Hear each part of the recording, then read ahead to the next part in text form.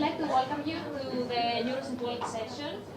And before starting this session, I would like to say that yes, the knowledge graph group is amazing, but there is an equally amazing interest group about Neurosymbolic AI. And we have many members, maybe you know most of them. So, as the name says, we are about neurosymbolic integration. We will be hosting several talks. Actually, the first one, I think, was the previous week. If you want to reach out, if you want to become members, please send emails to any of us. There are also events beyond the Turing Institute. So, Weissach, Albert, Michael, Iran, they were leading the effort for an agent, Neurosymbolic agent workshop in AAMAS, which was also quite successful. So I will not say more. I will introduce our next speaker, although I'm pretty sure that our next speaker doesn't need any introductions. So let me bring up his CV. So I don't know how many of you are working on neurosymbolic integration, but if you do, or if you have slightly looked at the topic, thank you, Ernesto. So I'm pretty sure that you have come across the name of Artur. So I really admire Artur for a reason. What is the reason? The reason is that he was one of the first people who spoke about the need of integrating symbolic techniques with neural techniques. And this was back then when the both communities were quite disconnected.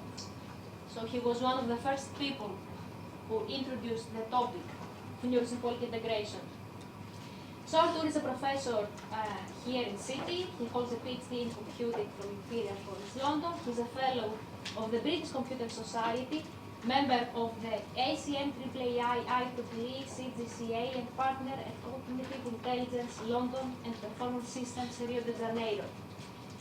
Artur is director of the Data Science Institute and president of the steering committee of the Neurosymbolic Learning and Reasoning Association, London. He was the founding course director of City's MSc in Data Science program. I will not say more. You can find his CV online. Artur, thank you so much for this talk. Thank you very much. That's very kind. Thank you.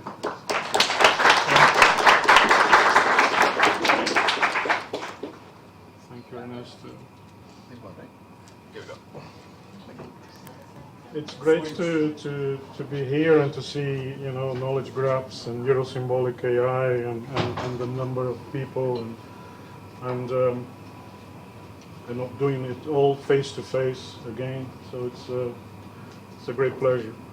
But I have to say, when Ernesto asked for a title, I was kind of wondering about new ways to come up with a title with the word neurosymbolic in it, and then I gave up on that, given what's going on now in AI for the past few weeks, and I decided to take some risk and talk about risk, existential risk, and in a rather presumptuous way, what is left to do.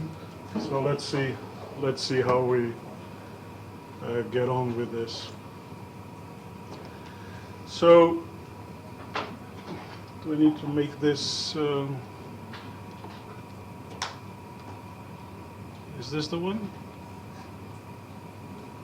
To present. I put presentation mode, so I was assuming that was going to the right side, but it's Display. display settings and slide. This one? Swap. Maybe swap presentation and slideshow. You go ahead. Display side. Oh, this one. That one? Yeah. Great. I think that Thank would be you. right. Thanks. And you can see my pointer, so I'll just use the mouse. Thank you. I'll bring this here so I don't need to shout too much because of the hay fever. Anyway, we are at some confusion, right? And disagreement, I guess is right to say, of what's going on in AI. Recently, starting from Jan LeCun's optimism. He gives this example on Twitter about a new ball pen being created, and it can spread misinformation and propaganda, so you have to ban it. So he is optimistic, let's say. And at the same time, Benjo wrote a large essay on formalizing what he calls rogue AI. And he signed this letter. There have been many open letters and petitions, and the numbers are just increasing. Statements. There was one, I think, yesterday from the United Nations even. So this particular open letter was asking to pause the development of large language models, so basically pause GPT-5 for 6 months, and it was wrongly interpreted as a call to stop research in AI. And then, of course, Jeff Hinton quit Google and started talking about existential risks of AI. So a lot of disagreement and some confusion there.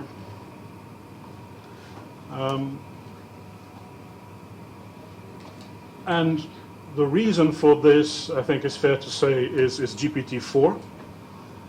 And there was a very interesting talk and associated paper on sparks of AGI, the G standing for general, artificial general intelligence. And GPT-4 exhibiting some very impressive results and performance on common sense, on at least one of the definitions of affordances, the definition of using tools. On generality, I think it exhibits a pretty general behavior, but I wouldn't say it's general, so maybe it's generalist. And the one that impresses me the most, programming. And then on the other side, also a few minuses on reasoning, in particular analogy, which I think is very relevant if we're going to talk about AGI. Planning, you cannot plan. It's not very good at affordances when it comes to its other definition, which is more general in terms of performing entirely new uses of tools, and it's not doing very well in maths. So it's generalist, and the G in AGI, as far as I'm concerned, is all about being able to reason by analogy and transfer learning, so adapting what has been learned in one situation to a different situation. And extrapolation, so being able to extrapolate from the data set. And some recent results showing that GPT-4 fails at what is known as the multi-hop reasoning task, which is a term that, so for those of you familiar with logic, if you have A implies B and B implies C and A is true, then you hop twice to get to C, and so basically transitivity, and it fails at that. So if it fails, in my opinion, at what has become known as multi-hop reasoning, then it's failing at reasoning. And it also fails at temporal reasoning, which is an important element here, and therefore at planning. But it exhibits reasoning capabilities which are very impressive, but we don't know how it does that.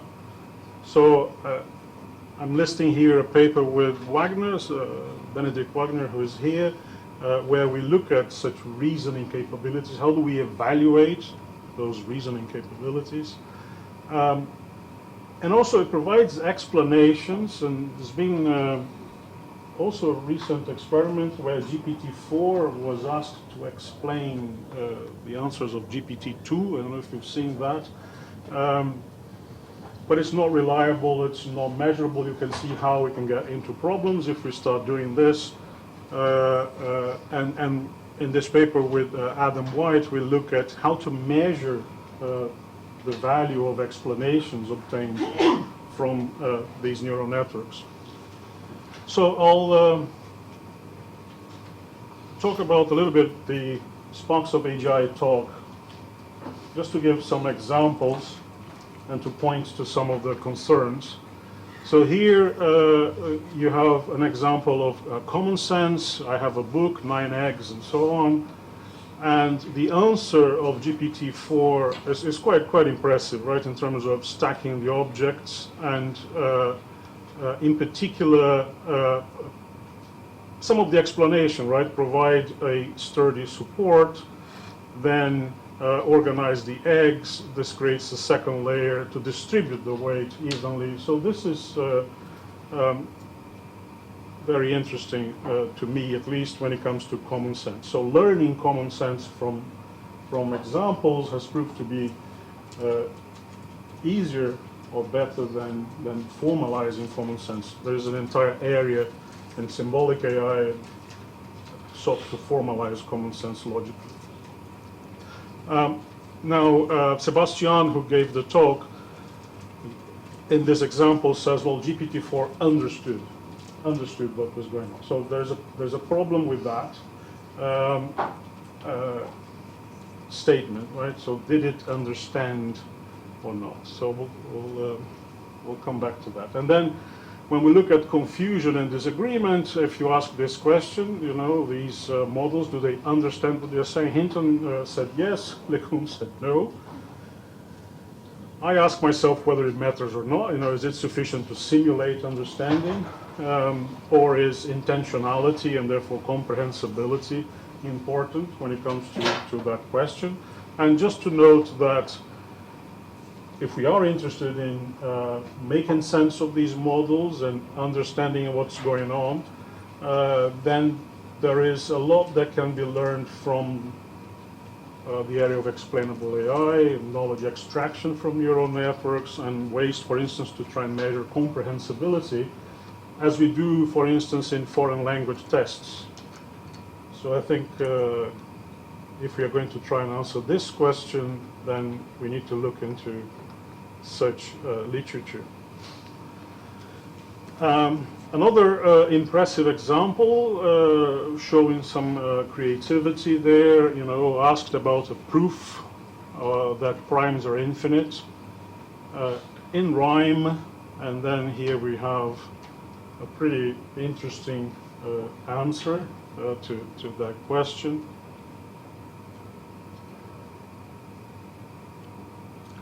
You can have a look at this, but then also, you know, can you draw this? And then there is an output here that if you put into a drawing, you get this, which is pretty sensible.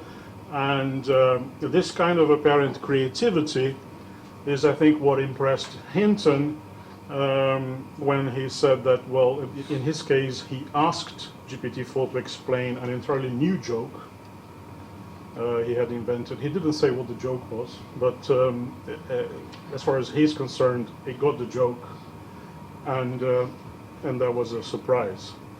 So this creativity element is indeed very impressive as well. And the one that impresses me the most, as I said, programming. Here again, in the talk, the word understands comes up, but what impresses me is that you have these statements in natural language, and you have a pretty decent 500 to 1,000 lines of code generated without meta prompting, following such natural language instructions and even interpreting some vague instructions. So I did some work in software engineering many years ago. I never really thought that we were going to use natural language to prompt 500 to 1,000 lines of code as our specification language. So what is the problem then? So this looks very impressive. I would say that the problem is auto-GPT. So now there's this possibility of auto-generated computer programs that will execute and recursively improve, learning from its own errors and program behavior. And another scary prospect is GPT plus, so 5, 6 or more connected to the internet, so actually accessing data in real time It would be able to order things on the internet, manipulate people, and at the same time polluting the internet with false information at scale. So I'll come back to that. So I think it's useful, given some of the confusion, to distinguish current risk and existential risk of AGI and current risk of AI. We seem to have enough problems without the killer robots or a fleet of self-driving cars on the streets of London. And I think an example of the current problem is what we saw on the 23rd of May 2023.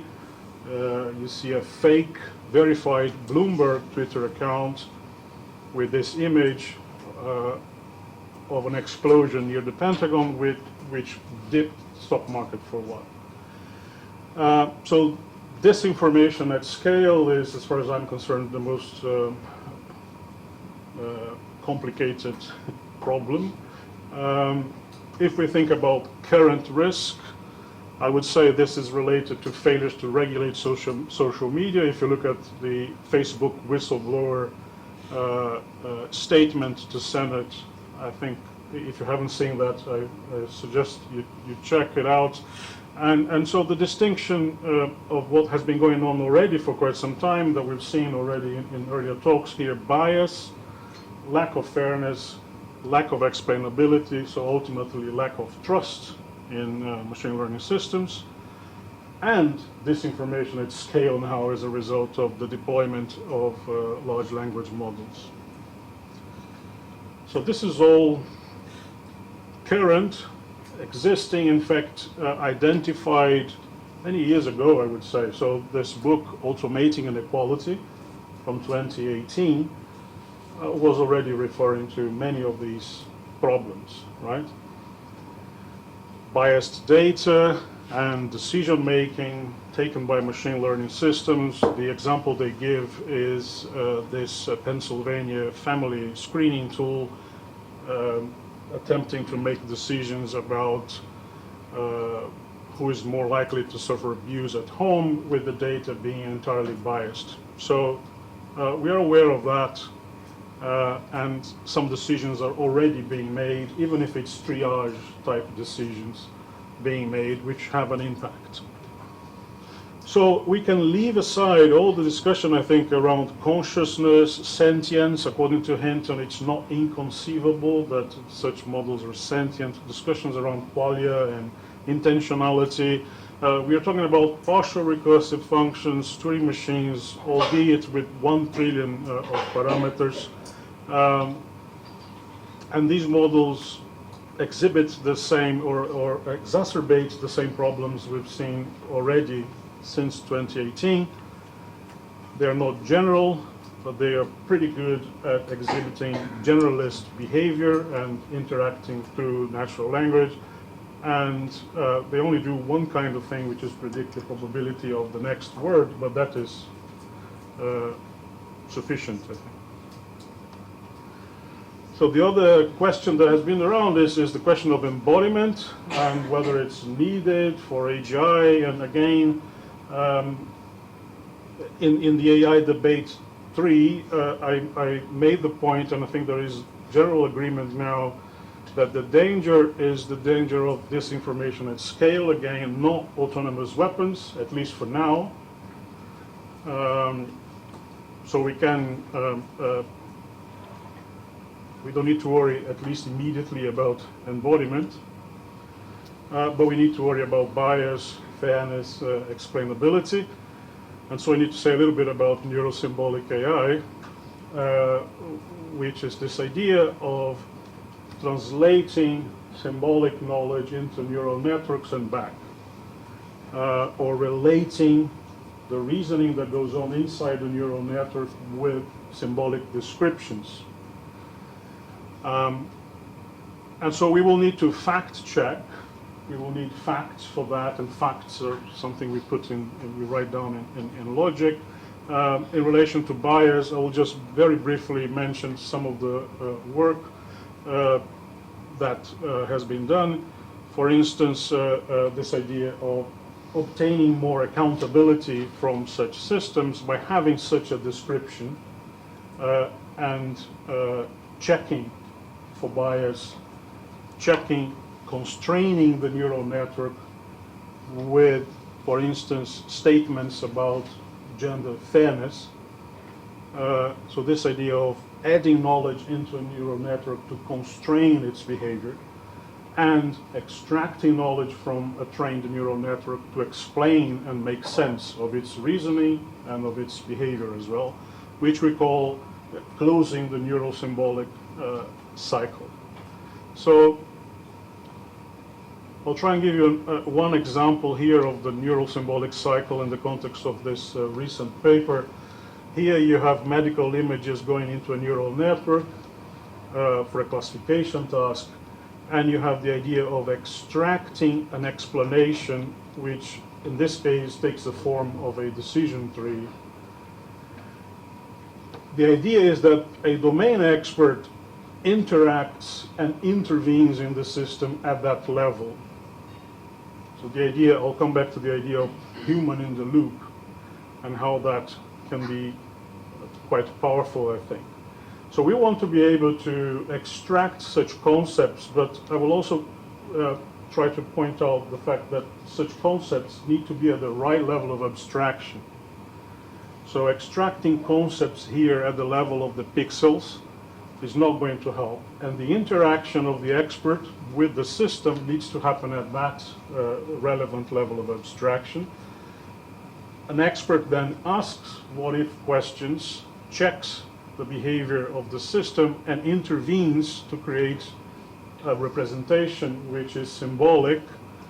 In the case of the medical imaging, you could think of, I just invented this, so if there are medical doctors here, please don't kill me, but you know, the idea that a concept would be the enlargement of the heart being identified in this image, and an obscured base of the lungs implying a disease, in this case, pleural effusion. And then you hope to close the cycle and interact with the system at the right level.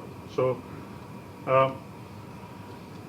that's the idea, and that's how, at least in my view, we can address these issues around bias, fairness, explainability, and ultimately trust.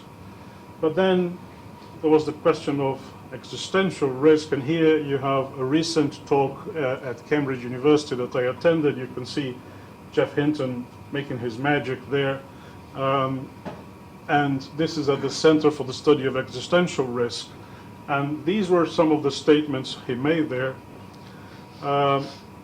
He is concerned that AI with capacity to create own sub-goals will learn that power is useful and will want to take control.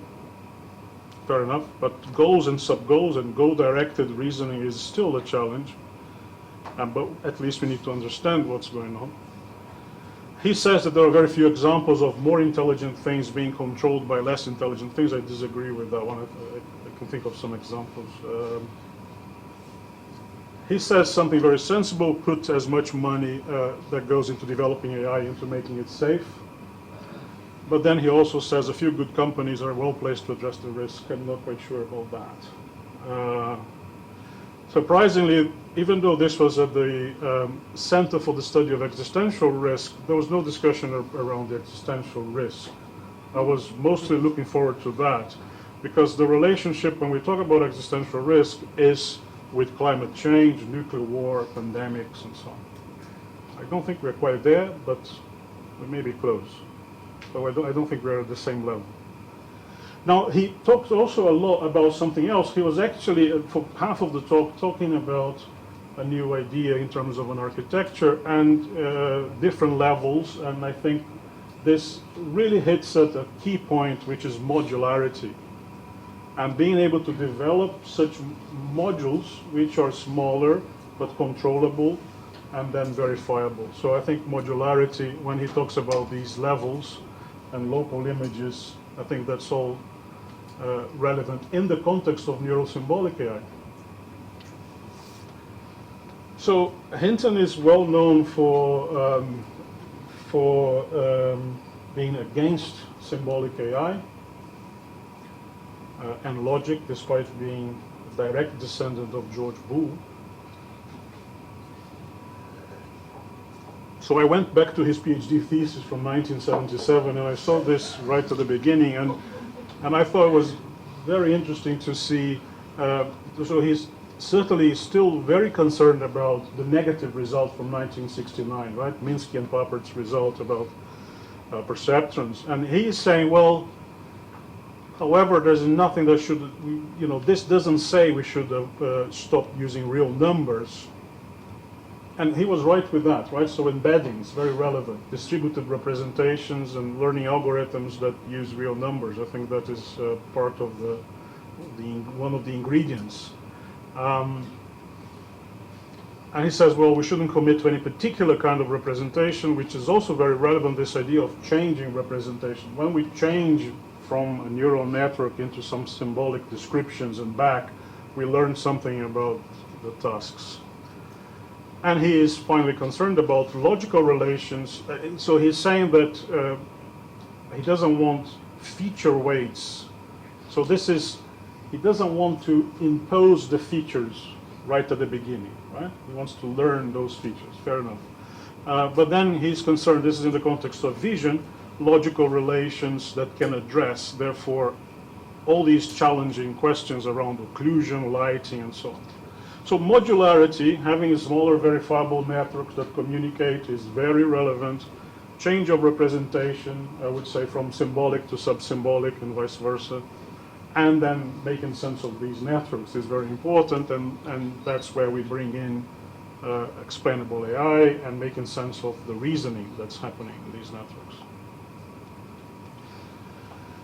Now, the other thing that prompted me to talk about this and not some paper that I was reading is that I found myself watching Senate hearings and White House committees, and instead of reading papers in recent weeks. And in particular, we saw Marcus and Altman at the U.S. Senate hearing. This is the link to that. And then Hassabis at the White House Committee on Generative AI. You can have a look at that. And then Altman and Hassabis met with the UK Prime Minister after that. In a nutshell, I think Altman is saying he wants to be regulated, but he wants international agreement. And for instance, on climate change, I was at the ECHO 1992. Effie mentioned Rio in Brazil. I was a young man at that point, and the Paris Agreement came up in 2015. So there is a concern there when it comes to this international agreement. And Hassabis was very betting, I think, very heavily on the human in the loop approach, which, as I mentioned, is relevant, is important, but I'm not sure it's RLHF that we want. And as I said, I think it's very important that the human needs to be empowered to interface and to interact with the system effectively. And an example I like to give in the medical domain is, for instance, an AI triage system. You could argue, well, it's not really making the final decision. The doctor is making the final decision, but this system has seen more data than any doctor can see in their lifetime. We are saying that the liability is still is with the doctor. We can tell the doctor, well, this system has been tested on a pool of very expert doctors, and it's much better than all the doctors, and then we are asking the doctor to override the system decision. So I don't think that's fair. And again, we need to bring the interaction to the right level, including education. So one of the things that I want to point out is this idea that domain experts will need to become AI experts, and then AI education becomes a very important element. So as part of this interaction, which needs to happen at the right level of abstraction, so it cannot happen at the level of predicting the next token. It needs to happen at the level of concepts. Domain experts need to ask what-if questions, interrogate and intervene in the system, and become probably AI experts. Now, in the Senate hearing, Marcus recommended what I think was the most sensible set of direct let's say recommendations or measures, and it's this. a safety review prior to widespread deployment. He's referring to the widespread deployment of ChatGPT to 100 million people, 100 million users without a safety review, a nimble monitoring agency with authority to call things back, and funding the research to make AI more trustworthy. So I think this makes a lot of sense to me, and this element of trustworthy AI, in my view, requires knowledge extraction. We need to make sense of these models. Now, moving swiftly to the risks, specifically of large language models. As I mentioned already a couple of times, disinformation at scale, and ChatGPT has been deployed to 100 million users. The potential of manipulation of the masses, polluting the internet with false data. Can we then reuse the data on the internet if we have all this AI-generated content? This idea of polluting the internet I find quite appealing or relevant. And then risk to democracy, in particular young democracies such as Brazil. We've seen 8th of January in Brazil this year. Will GPT-4 try to deceive us? This AIGC, AI-generated content, can be very wrong and very convincing, so that is a concern. We need to fact-check these systems at the right level of abstraction. That's not going to be easy. And I would argue that we need to develop a neurosymbolic approach where we instill, distill, and repeat. So we instill knowledge, distill knowledge, add knowledge, extract knowledge, make sense of what's happening in the reasoning elements, and repeat the process. Now, this is probably existential enough. So the current setup, even without discussions around AGI, may be already a serious problem. I'm not going to say anything about value alignment, but just to note that I think we need to learn from the area of computational social choice if we're going to use value alignment to try and deal with some of these problems. Right. So. Sorry if that's a bit too depressing, but hopefully the Godfather will help us here. The confusion continues, I think, but these are genuine disagreements around, for instance, I was surprised to find out that Meta is bringing down from 400 million to 1.5 billion accounts every quarter in more than 100 languages worldwide. So LeCun thinks that the bottleneck isn't the content production, so the disinformation at scale, but the social media platforms and how they moderate and being able to capture the public's attention. So that's a debate. Maybe that's for the debate after this. Then there are those who believe that open source will be a very relevant part of the solution, and those who don't. And then there was a new statement, from this Center for AI Safety, now considering the AI risk alongside, as I said, the risks of pandemics and nuclear war. I don't think we are quite there yet. So there is this idea of agreeing on what it is.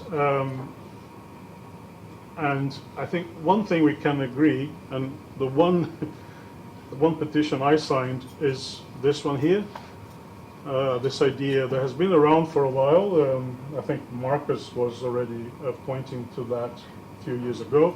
This idea of a CERN for AI, looking at AI research, open, non-profit, and free, and also its safety. And I think that is a step in the right direction if that goes ahead. To summarize, GPT-4 is very impressive. It's generalist. I wouldn't say it's general. It only does one kind of thing, which is to predict the next token. The way it updates is also very impressive. We have little information about that. So continual learning and multimodality are very important properties of these systems.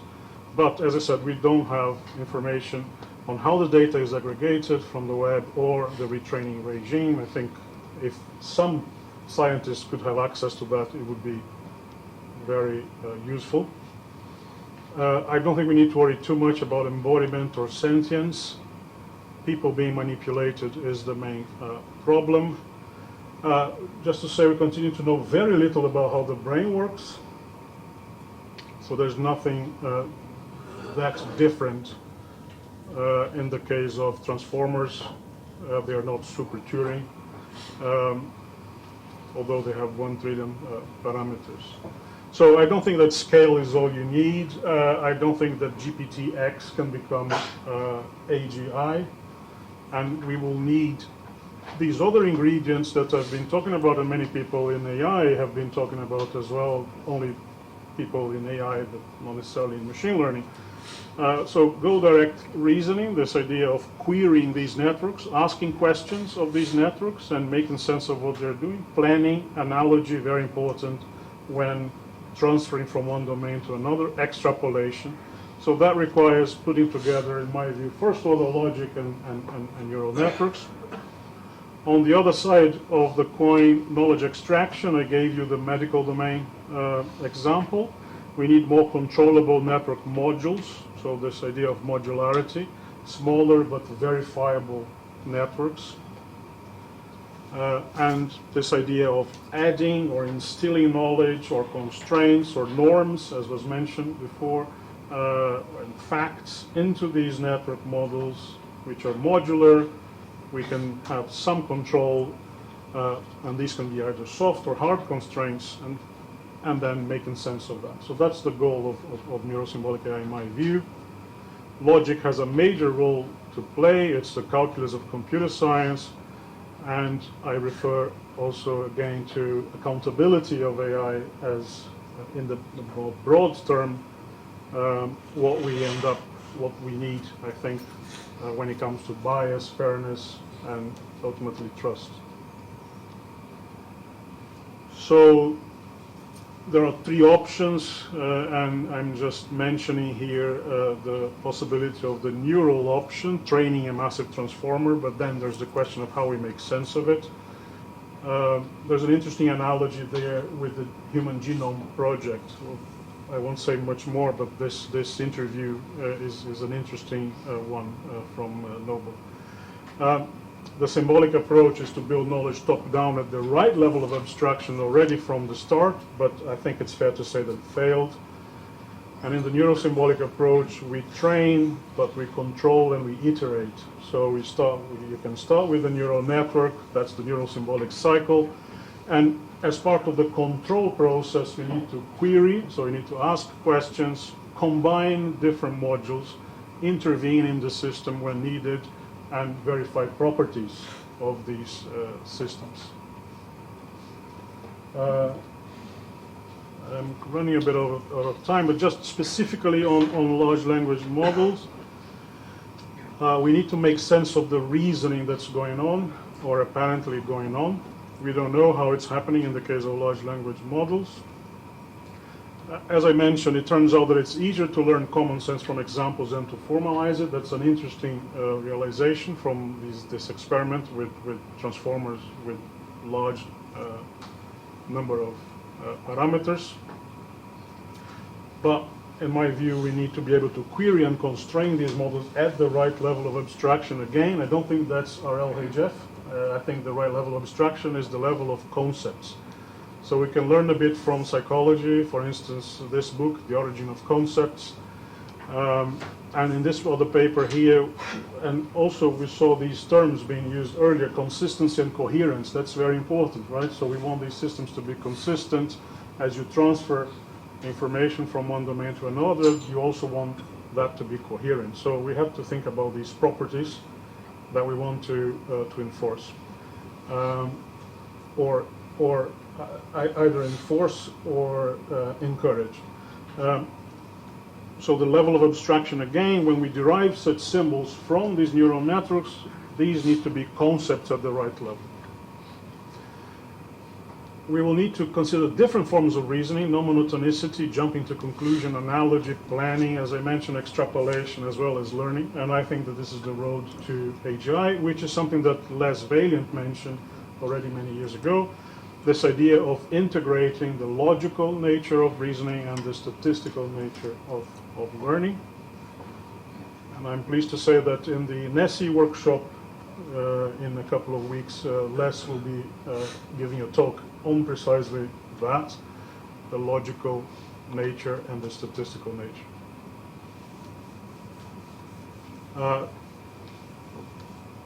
Personally, I'm very interested in two research directions: semantics for deep learning.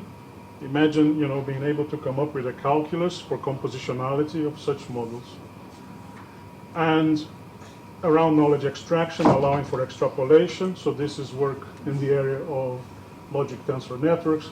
So this is where, essentially in a neural network we have propositional knowledge. If I say for all x, p of x in a neural network, I'm talking about for all the data that I have. But if I say that in logic, then I extrapolate to infinite domains. And I believe that this is what is important.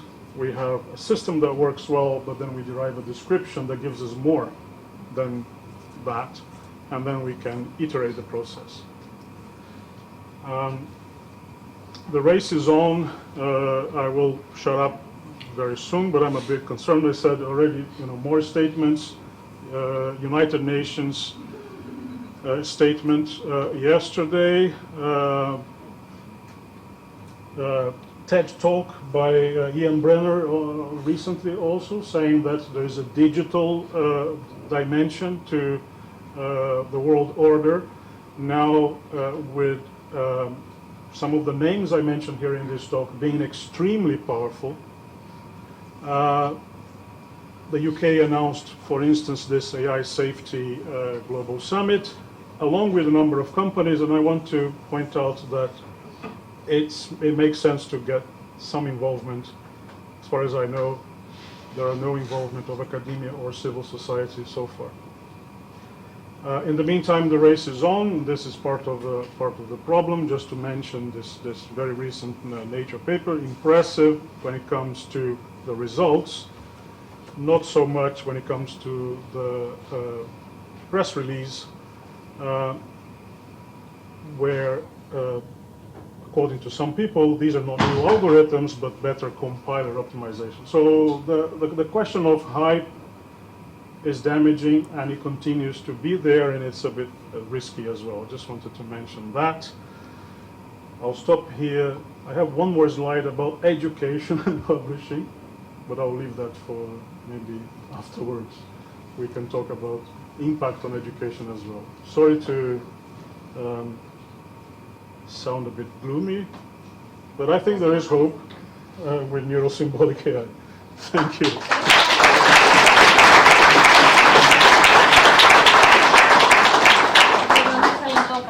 I'm pretty sure that there are many questions. Questions, please, for us? Come on. Yes. Thank you very much for a very, very interesting talk. I'm just curious, because you're talking about the risks of AI and the need for regulation. How strict should this regulation be? And I'm thinking about what Italy has been doing recently, and basically has stopped pretty much everything. At some point they stopped GPT, they stopped dialogue systems like Replica. On the other hand, and this could be related to the hype. On the other hand, if a regulatory system that is too loose, we still, sneak in bias and other things. So, what's your thoughts on that? Tricky one. So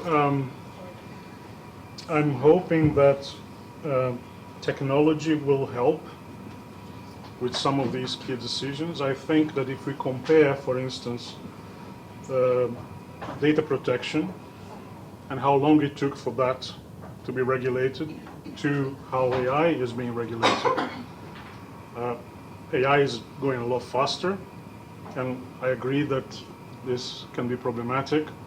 I'm hoping that at the same time there has to be a regulation, and I'm hoping that technology will help us in that process, in particular explainable AI, knowledge extraction, making sense of these systems, trying to get more modular systems that we can verify, for instance.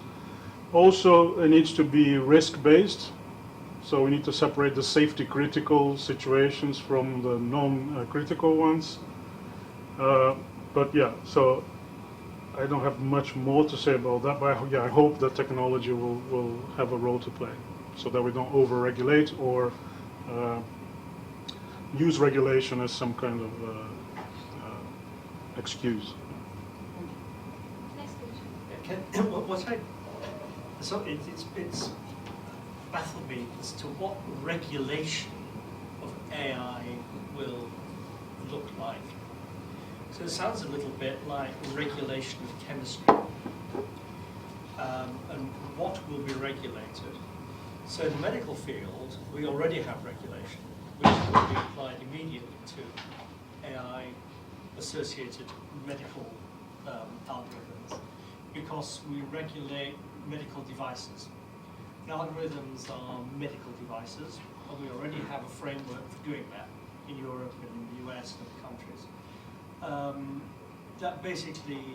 That regulation basically says, does this algorithm do what it says and improve health and not risk the patient?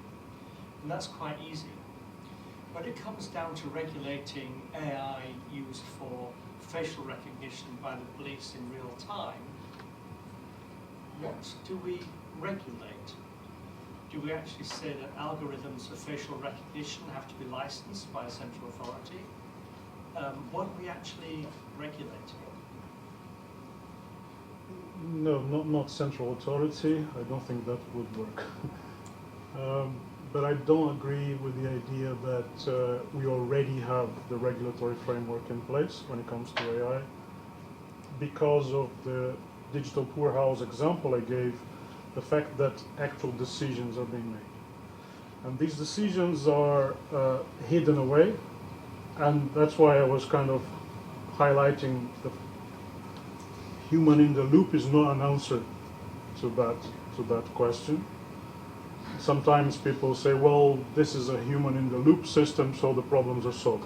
So the problems will just continue to be there, and then there will have to be decisions around the risk associated to these individual systems and tasks. That's all AI, that's not AGI. So that's all narrow AI in specific areas. Now on top of that, we have the disinformation at scale caused by large language models deployed to millions of people, and then feedback being reused by the system. Right? So that's it's a new level of risk that we need to take into account. And yeah, I was just trying to point out that we need to try and separate these things and then consider the level of risk. So that's what I was referring to as accountability.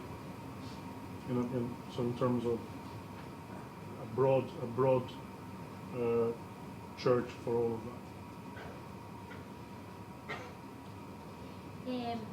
First, yeah. Next talk, thank you very much. Thank you.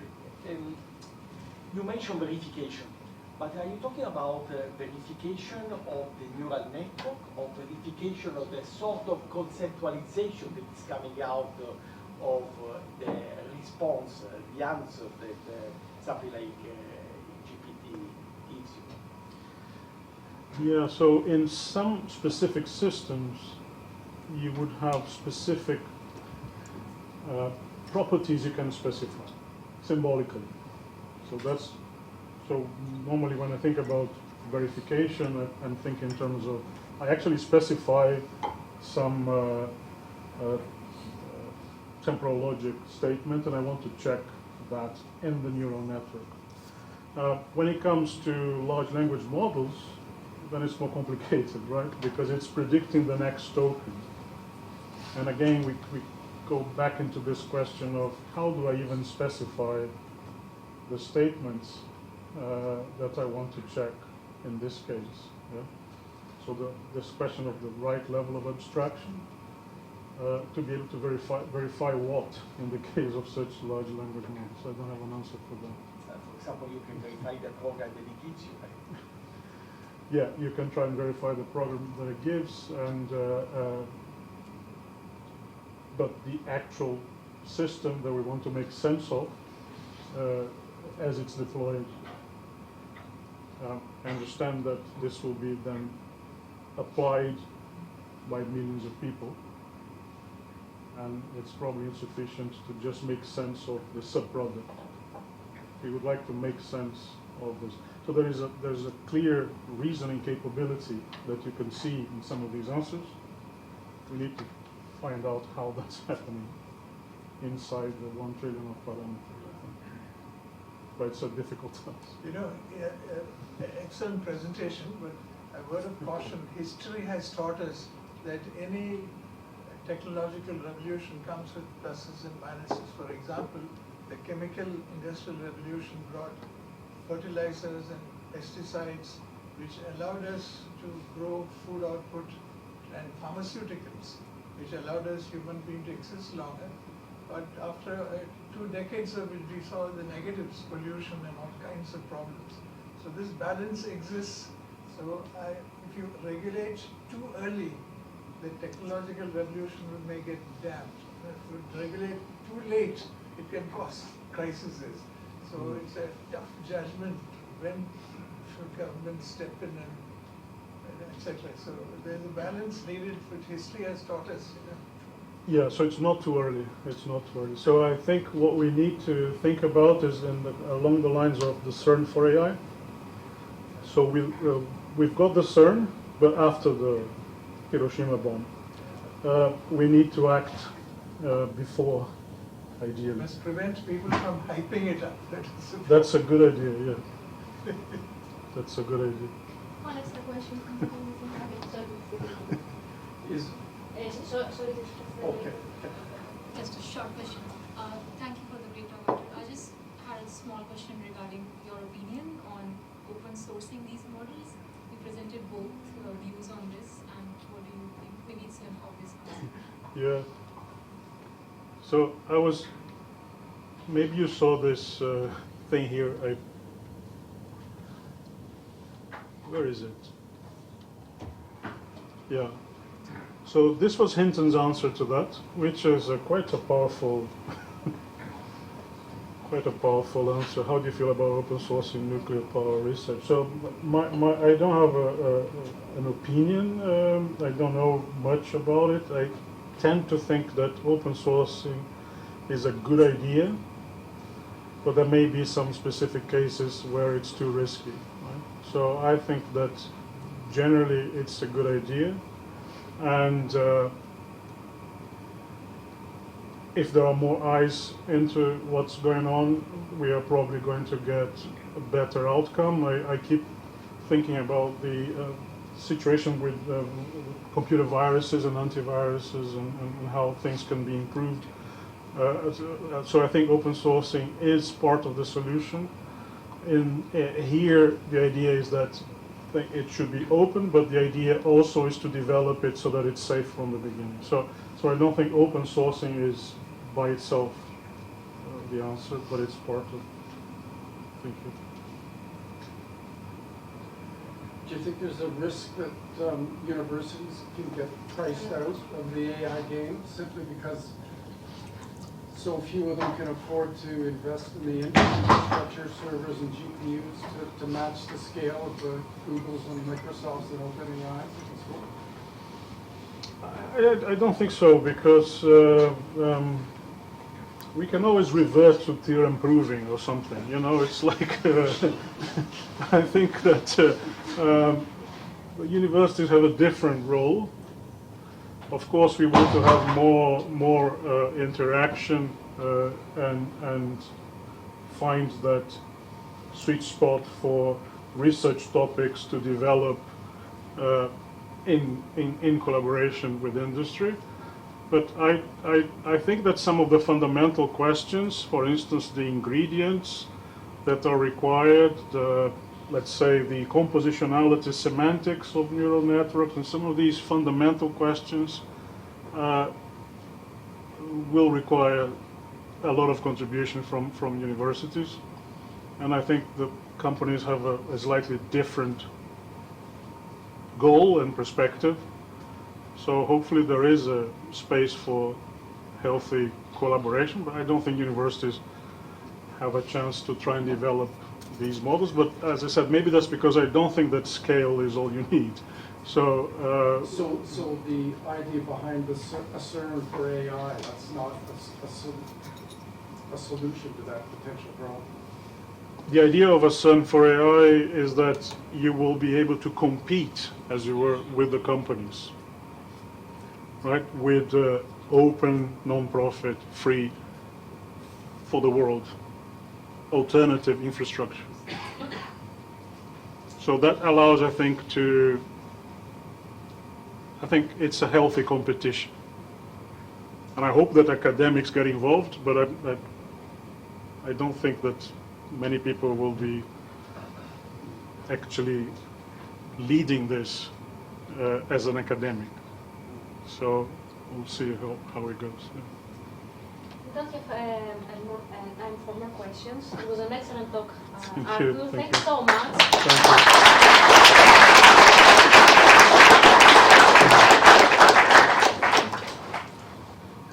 All right, so now we are ready for our last session, which is the panel. The only thing we need to, there is only one chair, but I don't know if we could find one of you will sit down, the other will stand up, or maybe we can try to find something outside. I think What do you think? if people in the front rows